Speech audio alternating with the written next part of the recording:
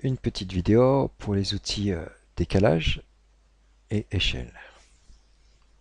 Alors, nous allons commencer avec l'outil décalage.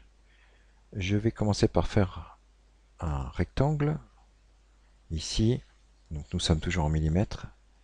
Je vais faire du 500 virgule 1000. 50 cm par 100 cm. Et je vais utiliser mon outil décalage de la façon suivante. La forme qui est là, j'ai pris l'outil décalage. Je clique sur la surface ici. Et quand je déplace ma souris, je vois que je peux décaler la forme vers l'extérieur ou vers l'intérieur de la dimension, de la distance que je veux. Par exemple, je veux décaler vers l'intérieur de 50.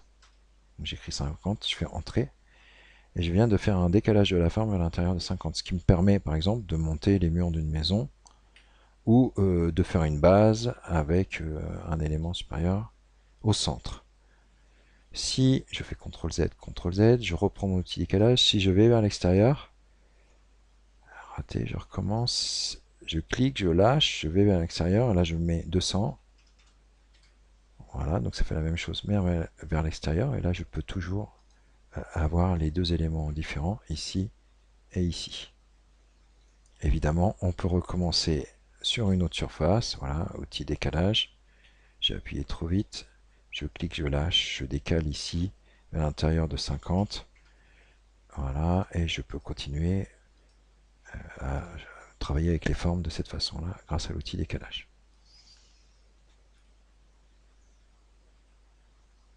Je vais maintenant vous montrer l'outil échelle.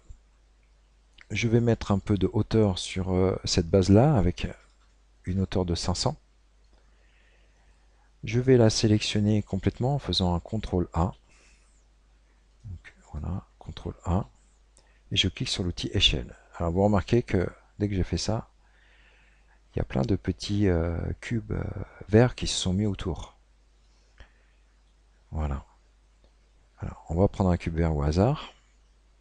Vous voyez que ce cube vert est relié avec le cube qui est de l'autre côté à son extrémité quand je clique dessus.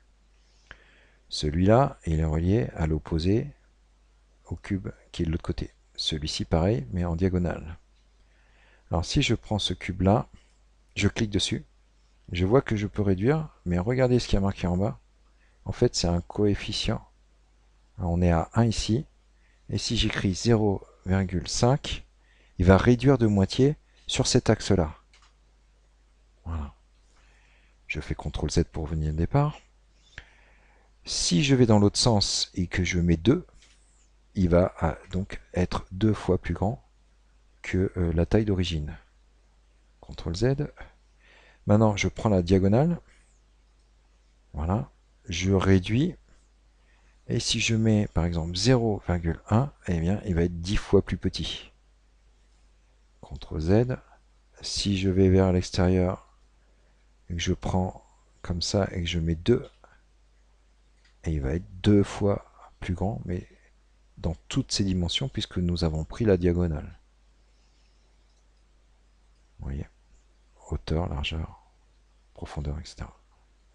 CTRL Z. Hop. Voici comment utiliser l'outil échelle et l'outil décalage.